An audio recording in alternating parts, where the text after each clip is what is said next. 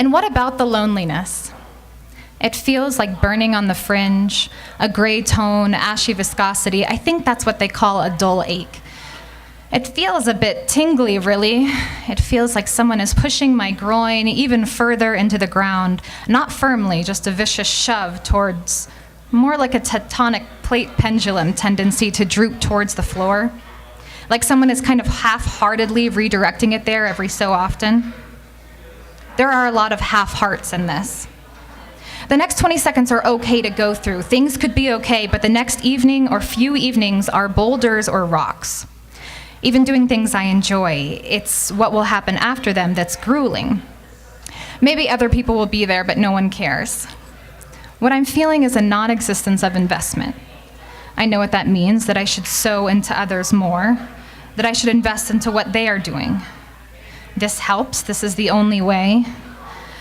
But it is such a long time or writing like this that it takes to get to the point of remembering that. It's not that the world feels heavy. I like the world. Well, whatever. It's not like I can't get through the next 2 days. It's just that I've got to pile up all the things that could have the potential of distracting me up inside a bag that I'll need to carry inside my heart before I can get through them. I think of the closest thing that could distract me, a thought, a fantasy, a possibility, a plan, and I dig into and dwell on these till as much time passes as possible. Possibly the time passes, and I think, whew, I made it. I got here and I'm okay. I did it. I'll never have to go through those 2 days again. But then there are just more days, or even parts of days. When I know there are friends to come home to, it helps, or other things. Free food can pass the time. Describing it helps to feel better as well. And then it just repeats.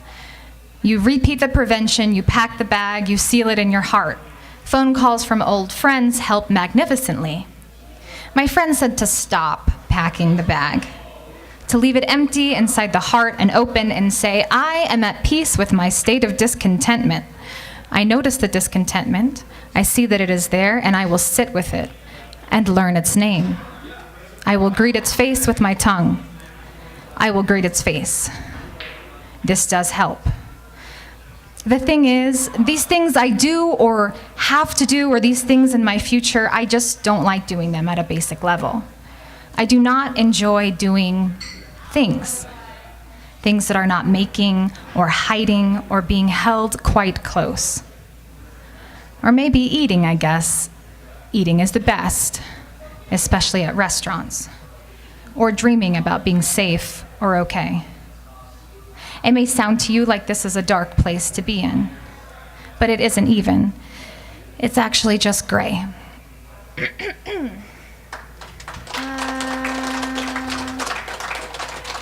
Okay, I think I'll just do this short story and I'll be done. Thanks for listening. It's 10 p.m. on a Saturday night. The hallway is at least 90 degrees. A pit bull, Lucky, bounds past me. I'm walking with a Halloween pumpkin tote filled with toilet paper and a tampon. I see a man walking towards me with a towel wrapped around his waist. He says, "Morning." I say morning back. It's 10 p.m. on a Saturday night. I have a foamy toothbrush in my mouth. It's Bushwick's industrial micro-community, and this is life living in a practice space in the summer of 2012. I walk back to our room, which doesn't even have a peek hole in it to see who is knocking at the door, like last night when at 1:30 a.m. Julian wants to see if J-Dog still lives here. He doesn't. He lives downstairs in the basement. Julian presents a quarter cup of dog food and asks if my dogs want any. I round the corner and see the same man in a towel leaning over a balcony and staring out at what could be a beautiful wilderness vista, if you had ever been to this building before, or Brooklyn.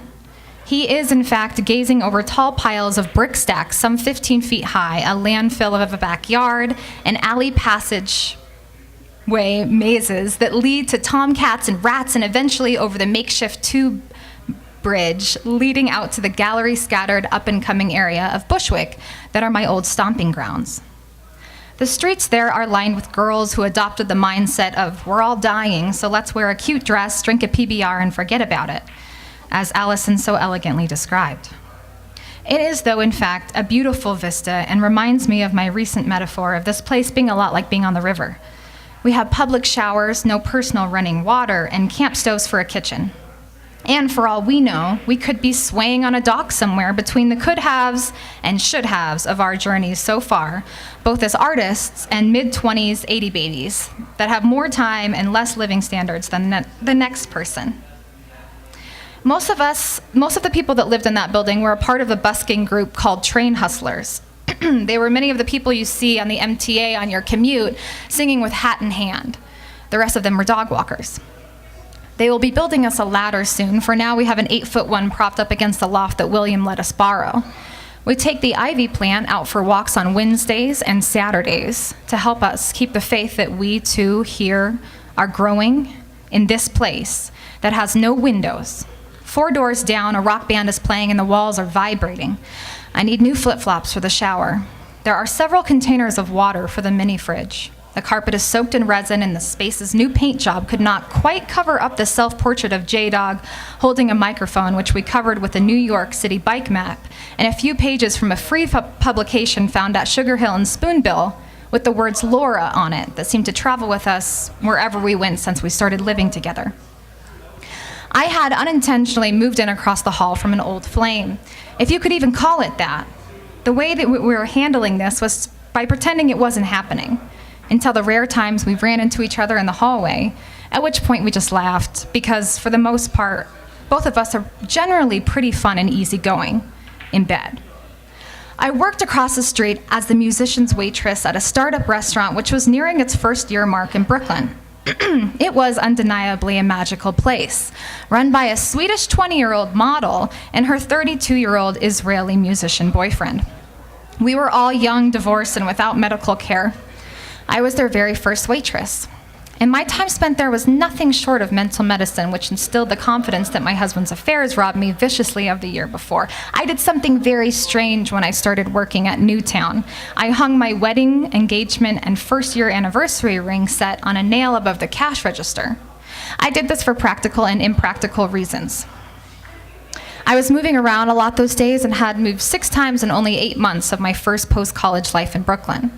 The restaurant became the safest place for me to hang something so important. I also loved the risk of it all. The idea that they could fall off the nail at any moment, and if there was anywhere I would like to lose the rings at, it would have been there. It was one of those times you knew you were in the right place. Oddly enough, the right place for me included washing dishes for 6 whole months without even a hint of a raise. After realizing this, I knew it was time to move on. I had come to the city October 1st, 8 days before my 3rd-year wedding anniversary and 5 months after the split. I came humble and broken in a way that, as painful as it was, I would recommend to anyone. In the future, there would be many times that I tried to get myself back to this mental state I was in, because I was so ripped apart from recent events that I had nothing to lose. And that is a powerful feeling. I came to pursue theater, but ended up all currently wrapped up in the music scene, so I did the only thing sensible. I started a band. I had been writing songs the past 5 years and had 50 melodies and lyrics to come to the table, the wrung-out whatevers of a once hopeful heart. One thing I knew was that I hadn't gotten out of the city in 6 months, and I was starting to forget what normal life and normal people were like. I also went to a noise event and saw some media projections of nature, realizing that was the closest to nature I got in this city. I wasn't digging it. A few days later, I saw the same man in the hallway. He had a hospital band on his wrist, and his face was red with raw wounds. It looked as if someone had hit him straight on in the eye with a metal bar. "Are you okay? I've been better. I'm sorry that happened. I got mugged." "You're the 3rd person who has told me that this week." Well, if you want to get some Advil or something on my place, I'm 710. I'm Mike. Nice to meet you. I spoke to Jane. Jane was 40 and looked like a 17-year-old. She said that she had been observing me and that it seemed like I was ready for something really nice, which made me feel like I was visibly covered in dirt. I am in this space again, and the soft-spoken, coffee-addicted man upstairs is throwing one of his raves. The drummer across the hall and I used to make love during the raves to pass the time, but he's not around. The walls of my living habitation are vibrating and shaking, as is the floor. The noise and bass are not loud, they are dangerous. Their presence is painful, and it feels like it is ripping tears in my ears. I try to put toilet paper in the dog's ears to protect them, but they only shake them out. Erin lives up the street, so she says she will let me use her courtyard for the night to sit in a quieter place. I may not be able to sleep out in the cold, but I won't have a pounding black hammer in my head. My ears feel like they could bleed. There are houses I could stay at, but I feel guilty because the dogs are here, and I feel like if they have to be subjected to this, then so do I. I am their mother, and the least I can do is comfort them and be with them during this terrible night. This is the first time a night like this has happened in a long time. I knew it was coming, but I guess I figured I would have a plan. I am quite tired indeed. Erin is still out partying. I don't drink anymore. Last night I was over at Donald's place. I am definitely exhausted. The 2 fans don't help the humidity that much. Donald has a window painted on his wall in red marker. The bass stops for a few seconds and hope streams into my being. It starts up again. There are some performance venues in my area. I need to go and see if they have earplugs. I need to get out of this town. I need to get out more than anyone else in this town that has fallen off the slippery slide of the globe. The bass blares an ear-bleeding beat. It's the weekend, and the rave upstairs reinforces Bushwick's current motto of party or get the fuck out. We all feel it. The heights we climb for peace are dangerous and steep. I'm finding bits in every corner I can think of. The worst part was leaving the windowless box. I had found in there total privacy in a very voyeur city. Also the enablement of most of my hang-ups. It coyly allowed me to not cook, not clean, not eat, and get away with it guilt-free. I'm pretty sure there was a time where there was urine in a cup, vomit in a plastic bag, and rotting dog poop all present at the same time. Thank you.